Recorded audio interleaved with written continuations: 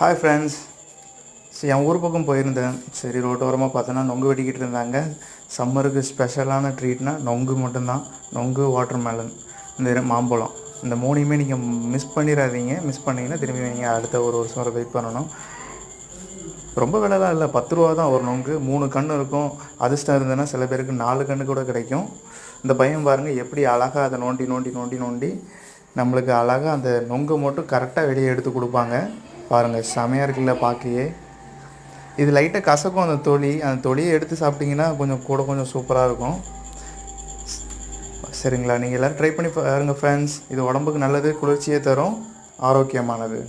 Noodles கண்டங்கழித்து திங்கிறத விட்டுட்டு இயற்கையான முறையை லைஃப் ஸ்டைலில் ஃபாலோ பண்ணுங்கள். எல்லோரும் நலமுடன் வாங்குங்க. பாய்.